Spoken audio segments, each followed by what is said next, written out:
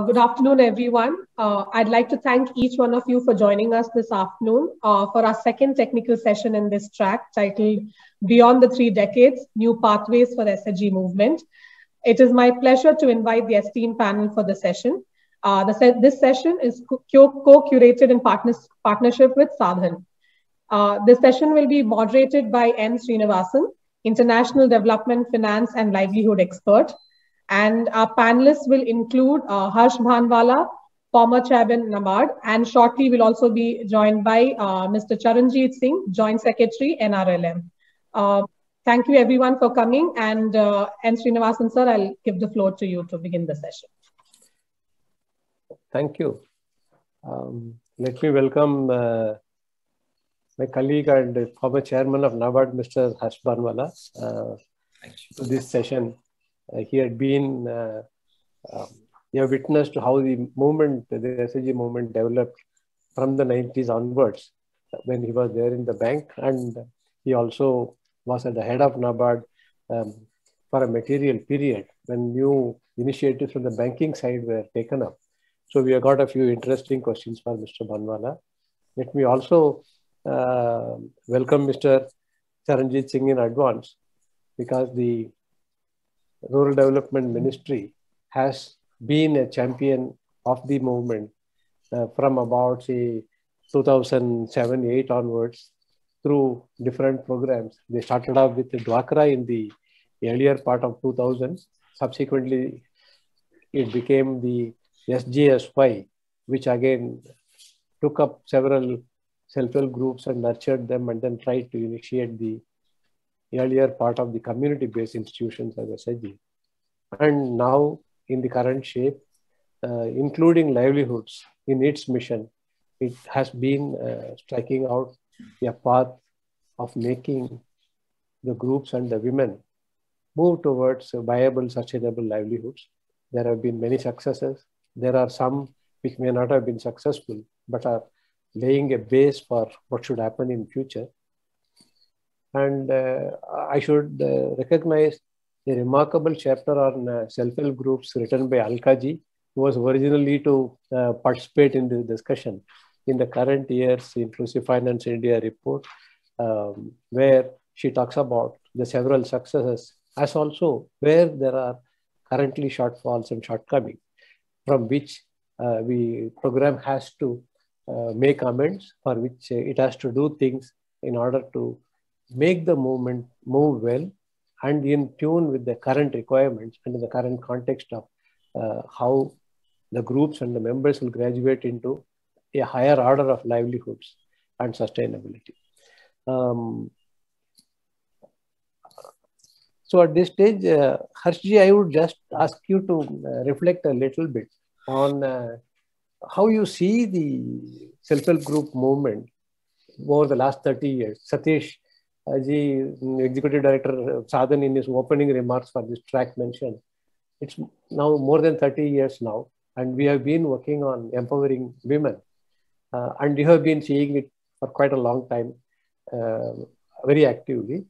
How do you see the movement evolving into where it is today? What might be some of the key achievements by now?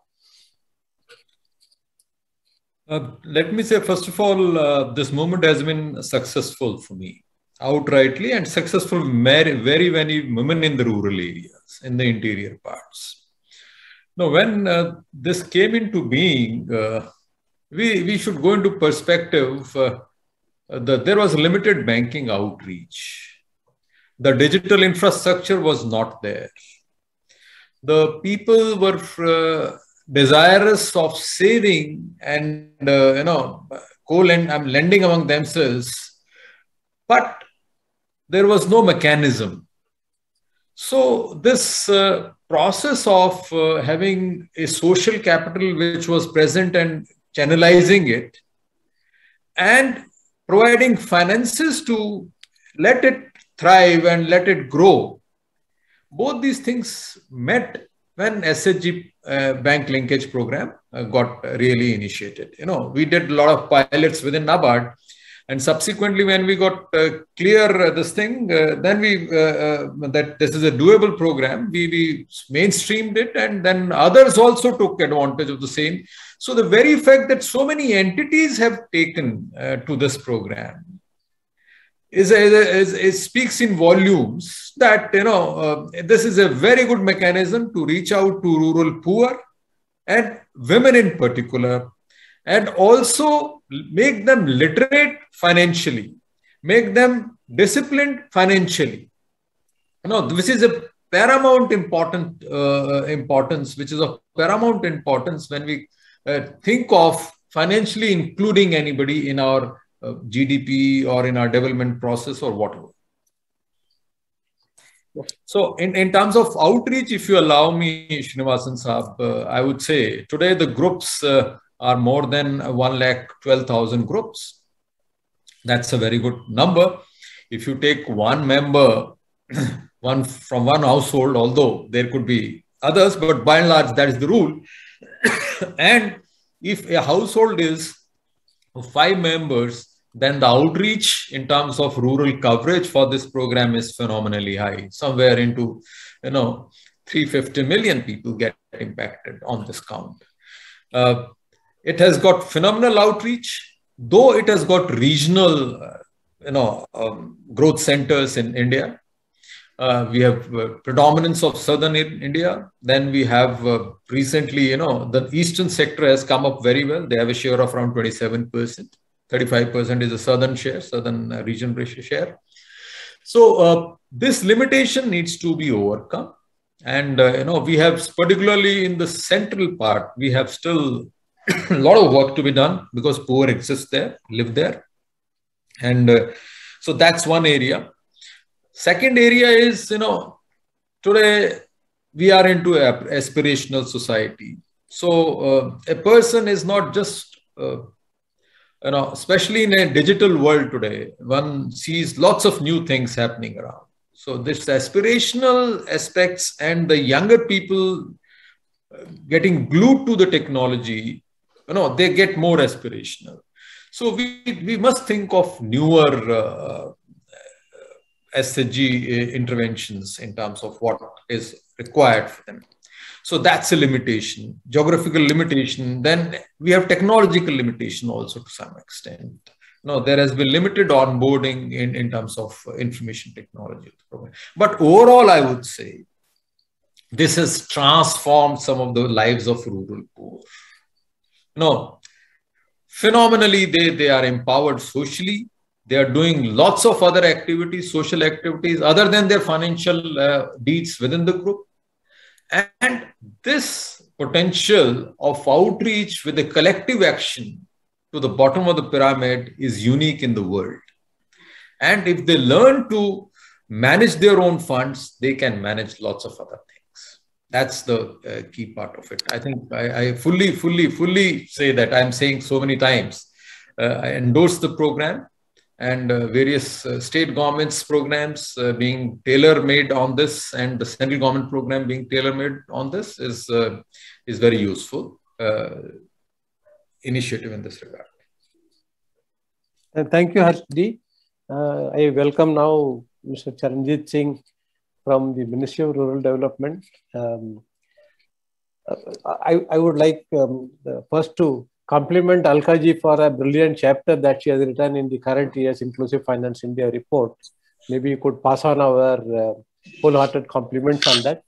The thing I would just get back to you, you must have heard what Harsh ji was saying just now about some of the key achievements of this movement and the fact that it has moved beyond being a program or a scheme into something that has been truly transformative in the country context for women. From the ministry's point of view, which has taken up this program, say about 10-15 years back, and then brought it to a level where we are trying to cover all the states and all the districts, including women in different walks of life into financial inclusion framework. Going beyond the numbers, what would you think are some of the key achievements that this movement has posted? Okay, Thank you very much. First of all, sorry being late. I was given the information to join this session only half an hour ago and I was having lunch. So I started immediately after having lunch.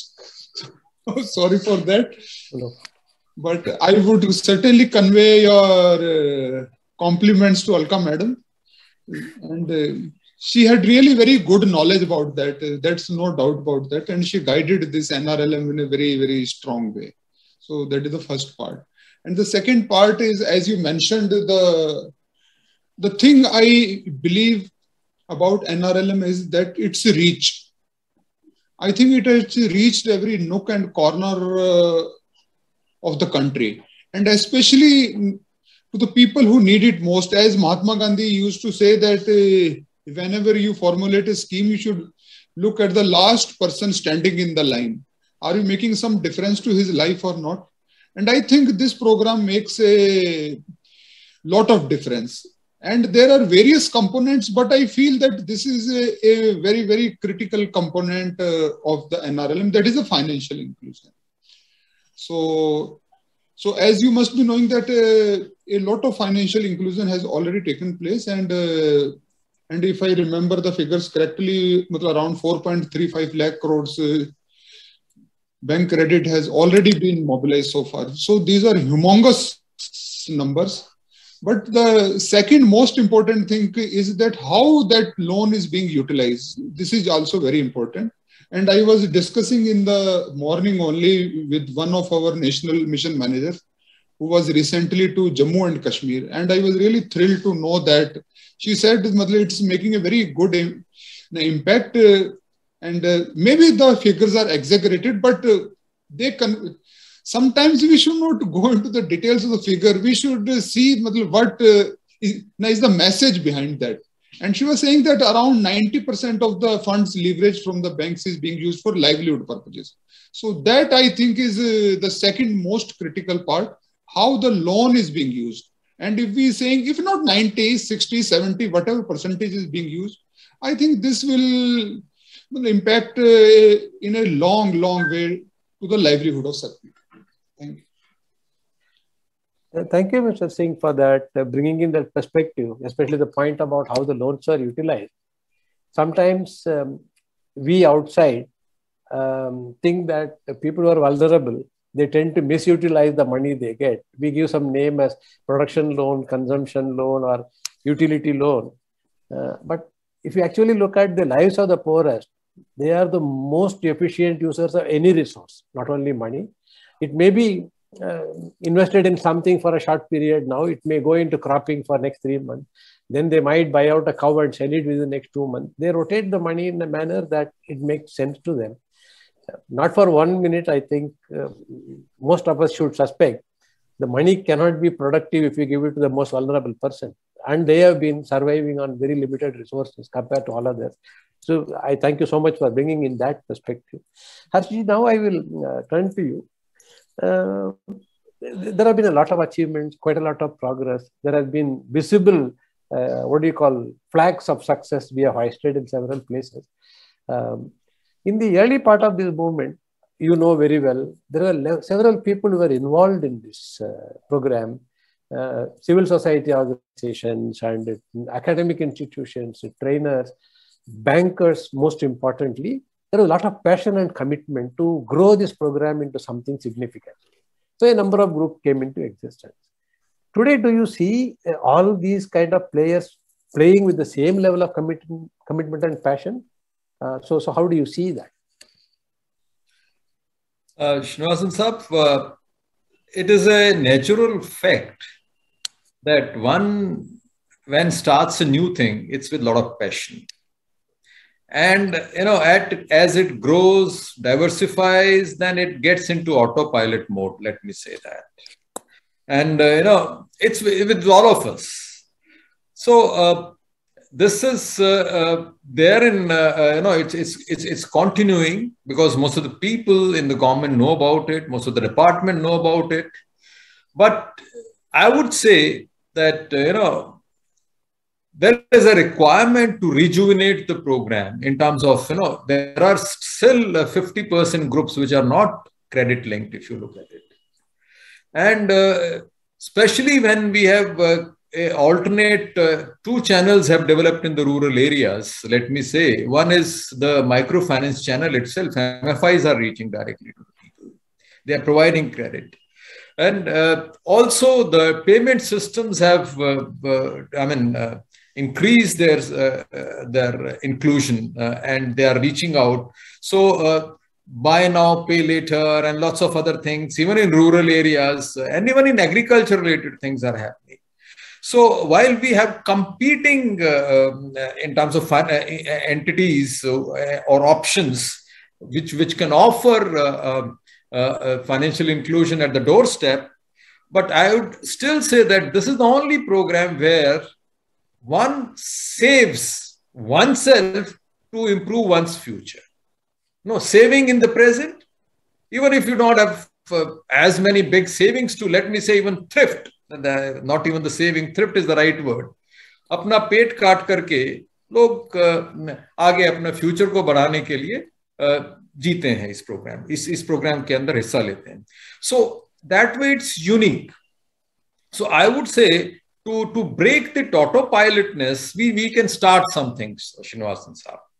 Now, first thing is whatever machinery that we have created, and we put them on literacy mode about the program with lot of rigor was in 90s and 2000. Now, most of those people in banks have also gone. They have retired. And so now it's a time that another investment has to be made in training the people in this regard. Now, that this can increase the business. This has so much of business potential for them. The recoveries in the program are pretty good. And in addition to not only just solving social issues and poverty-related issues and outreach-related issues, this also has a business potential for them. So I think that should be. And if many bankers tell me from the field that, sir, there are no opportunities to lend here. Here is a beautiful opportunity if we can tell them. So we have to take it to them rather than they going out to the field. That's what the technology differentiation is happening today. The way we are pushing most of the apps to one's own mobile today, same way the SHG program should be there on the table of the branch managers and other field NGOs which are implementing them and the government entities which are involved. So that's one change. Then literacy about the program itself. Then thirdly, the social aspects of group cohesion. When technology has disruption to somewhat, some disruption is there on account of technology. I can manage my things on my own. So how do we counter this? And what other collectivization benefits other than just financial delivery or financial savings does this program offer you? That needs to be highlighted. And then I would say that newer products need to be brought in, which are not just multiples of savings. It will be serving some purpose which are, more productive in terms of economic gain to the people. If I have continuously taken help from SHG and consumption needs are by and large complete to some extent, the basic, then I need to move forward to be as a broader level. I consider financial inclusion as discovering your own potential. Yeah. So that's the ultimate form of financial inclusion. So if I am able to discover myself by wider requirements that an individual entity have and incorporate them in the group, this will take it away from the autopilot mode. So while I'm saying improve infrastructure, bring in technology, as also improve the sociological and people-to-people contacts, and thirdly, innovation in products to fill aspirations. I think these are the things. Yeah. We need to break this autopilot kind of thing if it has to. And also, can it collaborate with some other entities? As group is an outreach activity. So even I would say private groups need to reach to the people. Why should it be, when we have created a structure, why should it be pure domination of the government or the banks? If there is let me put this to Dr. Singh there and try and see how. Singh Sahab, Mr. Harsh says that, look, maybe we need to do something to rejuvenate the movement, because it's probably running on the original principles for a fairly long time. Though we brought in livelihoods as a significant input into a financial services kind of a program, which also did social empowerment and brought women together and all. And he's also underlining the need for SHGs being able to compete in a new market, which was not there. The digitization, the PMJDY account being opened, banks offering direct service for saving and even for credit. And finally, the need for innovation. So how does the NRLM look into all these? And also the last point that he made, is it necessary to now bring on board a few other institutions to collaborate so that these new things come into the system, so that the potential of persons as individuals, not just as groups alone, is fully realized? Certainly, certainly. And I support all the suggestions given by Mr. Harsh. So they are really very valid, and we are already working on them, and we need the support of all the stakeholders in this field. So I will give you just one example. I was in Bangalore one or 1.5 months back, and we were discussing with some startups, and some of them really want to work in the rural areas, and some of them have started also. So this is one of the new field where we need to leverage the strength of startups, and how we can converge with them. This is also a big challenge for us, because like you mentioned about the new financial models, we need to discover them, how we can support our collectivization efforts at the village level. Because I have seen that now the people are not happy at the subsistence level only, like that you earn 8,000, 9,000 or 10,000 rupees per month. And it's quite right also, as you see the economy booming and see TV, mobile every time, you want to also want to go ahead in life. So I have seen that when we constitute these producer groups or producer enterprises or FPOs, etc., the real challenge comes the finances. No doubt the government is supporting them, but the budget is very limited and we can go on only up to certain extent. But no, I have seen the impact when we establish some producer company. I will give you just one example. I was into Rajgarh in Madhya Pradesh. There we have established one milk producer company. And there the SHG women are earning around 25 to 30,000 is the average per month. But some of them are going more than 60, 65,000 per month. So this is the type of the change we require. But for that, the funds are required. So government has got only a limited amount of funding. We can't go beyond that.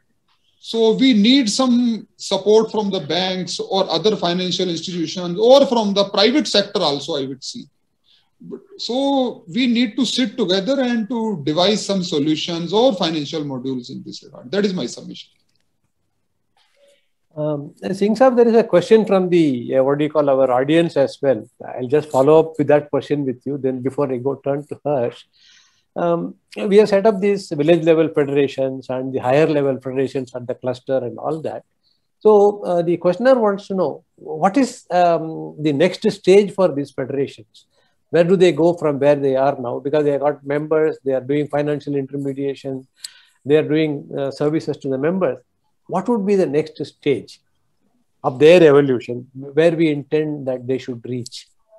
Thanks. I think this is a very good question, and this is the thing we were also thinking about. And we are working in this direction. Like you must be knowing that there are SHGs at the sub-village level, then there is a village organization, and then there is a cluster level federation. We want to strengthen our cluster level federation in such a way that now if we move out, they should take over, take care of all the activities. So they shouldn't need our support and they should be able to function on their own. So how to strengthen them and how to make them strong and independent, and what type of capacity building and what type of funding is required. And we are working in that direction.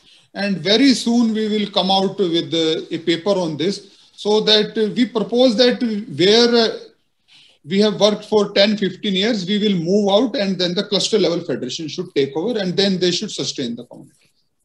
Okay. Harshji, there is a question again from the audience, but this is akin to something that you said just before this, meaning from the group to the individual level, the financial inclusion should explore the individual's potential to grow and then reach a higher stage of equilibrium. The questioner here is asking, look, the SHG movement, we have dealt with livelihoods in groups. How can we ensure that this is done at an individual household level instead of in groups? Because livelihoods in most cases is an individual activity, though we are trying to group that together. Any thoughts on that? How to shift from group to the individual livelihood planning and then customization? You see, we presume that from each household, one representative would be there. So when we are extremely poor, helping one major person of the family was itself improving the household. Let me say that it was not really away from that objective at all. But now, since the aspiration levels have gone up, the requirements have also multiplied. Our incomes are growing up. And, there are health requirements, there are education requirements. At minimum level, some of these were met through SHGs. But, so if let's say education loan or a bigger loan, or the house renovation loans, or let me say that collectivization in the form of a FPO, farmers or women farmers producer organization, or women non-farm producer organizations, they want to come together. Ultimately, even if they are members of these entities, augmenting this, the skill sets which are available within the households can be consumed across different activities. Now, the diversity in economic activity level will come also with graduation of the group. It will not come at that subsistence level, I'm sure. So while we talk of larger collectivization, formalization of structure, we are also talking of diverse products to be offered, so that at the household level, different skill sets get absorbed in the SHG groups. The core remains to be SHG. The concept remains to be collectivization. But offerings could be appealing to individuals, and which has always been the philosophy of SHG, which is, ultimately it was individual who was driving everything. So I think that has to be seen at a bigger level. And I am sure Singh Saab was saying startups, today most of I'm the advisor to some of the startups as well, and the Omnivore Fund, in country's largest fund. What I learned from there, most of them are doing good work. They're trying to solve a problem of an area, but involving technology, information technology.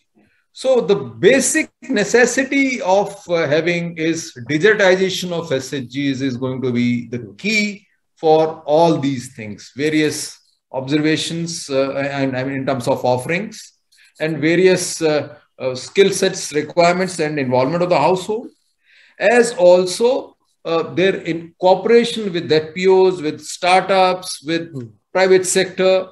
No, everybody wants to have a direct outreach without other entities. So I'm sure many of these things would get fulfilled when we have this. So new forms have to come with underlying concept of this. Okay. The point is only the aggregation of individual needs is the mode. It is not actually group modes. And the second is it is possible to customize because you have got better tools available. Yeah. And also there are opportunities which Mr. Singh pointed out earlier. I think your point on digitization, I actually wanted to take to Mr. Singh. You see the other side of financing these vulnerable people, that is the microfinance institution system. There were two critical changes that took place sometime around 2010 to 12. This was about establishing a well-designed credit referencing data, meaning each person who borrows is identified uniquely, what he has borrowed from which institution, how much, how he is servicing. So the credit bureau information record became a very useful tool for MFIs to be able to lend with confidence because they knew the customer much more, her financial history. Second, the bulk funding banks to MFIs, they had a lot more confidence in these MFIs because they know the underlying assets are fairly well known. In the case of self-help groups, somehow we have not been able to crack this nut. I think some attempts were made. NABARD started something called the E-Shakti program, where they tried to digitize records, but it never came to the level where it becomes a credit bureau reference document, where the groups or individuals' past credit history becomes its collateral substitute so that they can go for higher level loans, subsequent cycle loans. The point that Harsh also earlier made was, say, about 50% of all groups are only credit linked, the remaining 50% they are. And within groups also, we know 100% members are not credit linked. So putting all these together, I just wanted to ask you, is there any new, drive by MORD under NRLM to see that digitization of the credit records of self-help group and their members takes place so that the credit inclusion becomes much more effective?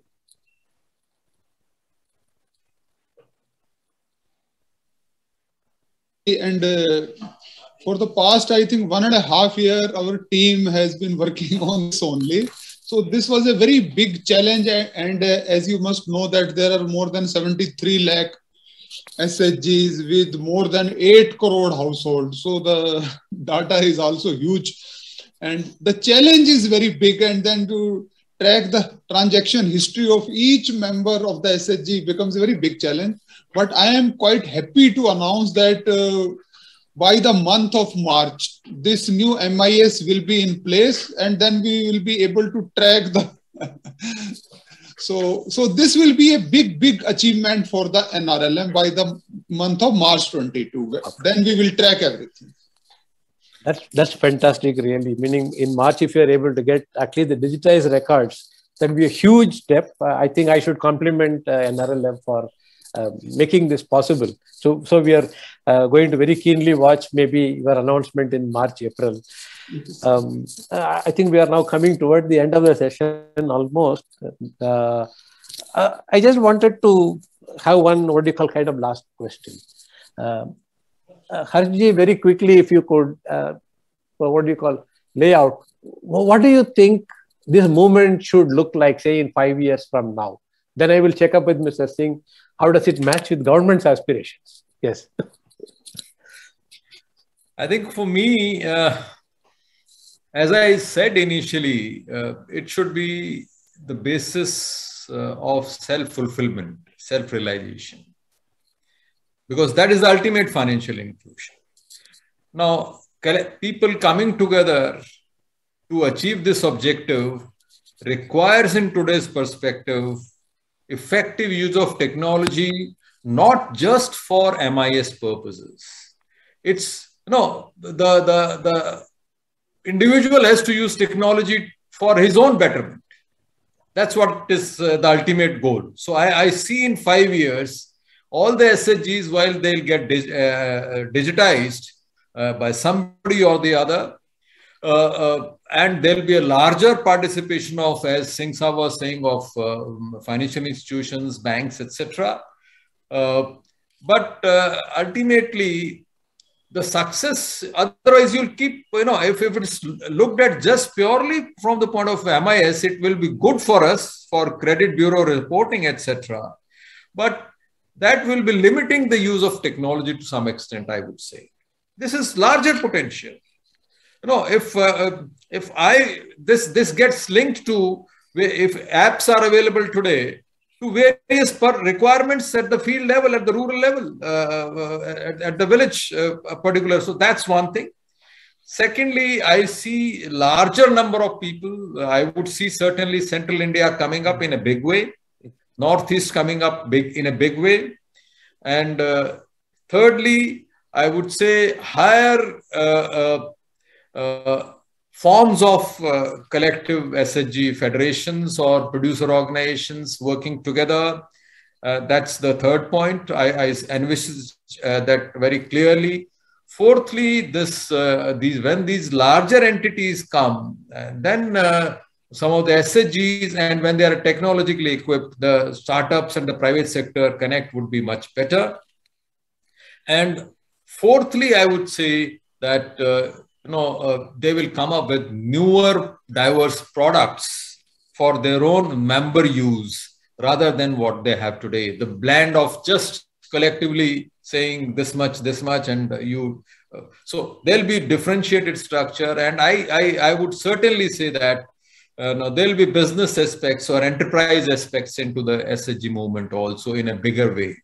If you don't bring that out, individuals have potential to move out, to fulfill their enterprise level requirements. And they would move out. Some of them are moving out, certainly. So can we keep them within the group and make them available? All this is going to be what is holding for SHG movement in the next 5 years.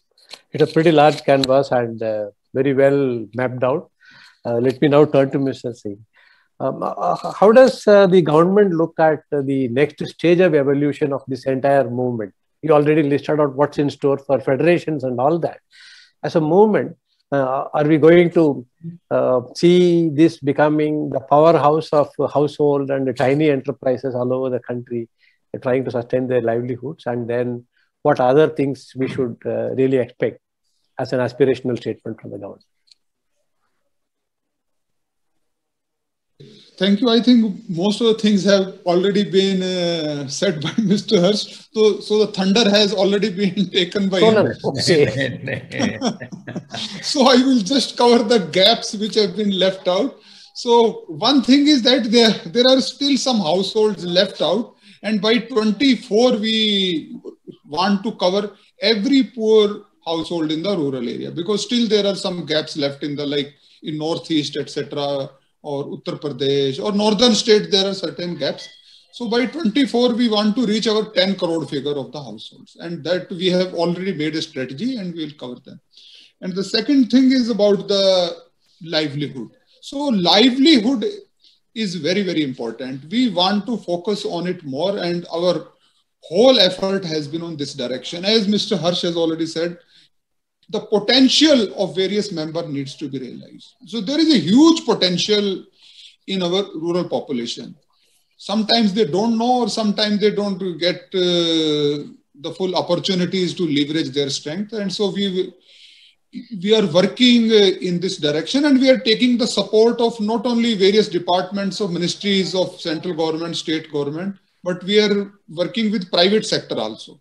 So because this is a big challenge, so we want the support of everybody, and let's hope that the different type of models which we are working on, they materialize and we can extend the help to all the people. Thank you, Mr. Charanjit Singh. Thank you, Banwala ji. It has been an engaging discussion. Having only what you call two people in a panel is always helpful, because you can go in depth, have repeated rounds of questioning. I think as the movement is progressing, it is reaching a space where it has a fairly large, strong base, tested processes on the ground, which do not only look at only credit, but also build their own equity through savings. And the support coming from the government in different forms for setting up the institution, providing support, all these create enabling conditions on the ground. But then everyone recognizes the full potential of this has to be realized across the country, not only in the southern and eastern regions, as Alka ji has written in her chapter very clearly. the agenda that she says as we go along.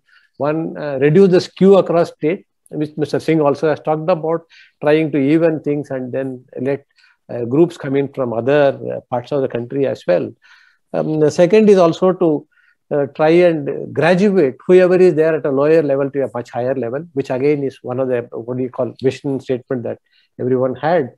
Then actually redefine how we engage with the banks, making them commit more, which again Mr. Harsh Banwala talked about, meaning you train a new bunch of officials. Those who were exposed to this movement in the 90s, they have all moved out of those roles. They are in either higher levels or retired maybe. So how do we keep on engaging with the banks in order that they understand this movement, get passion to deal with these groups, and realizing that the very marginalized people, they are giving them a leg up. And the sustainability of this entire, what do you call, objectives of the mission, the institutions, the individuals who are involved. And eventually, we end up with a large number of small, tiny nano enterprises at the household level, which are linked by a fairly large financial architecture. I would end by saying our, what do you call, the combined wish from the sector, the government, the banks, the other partners included.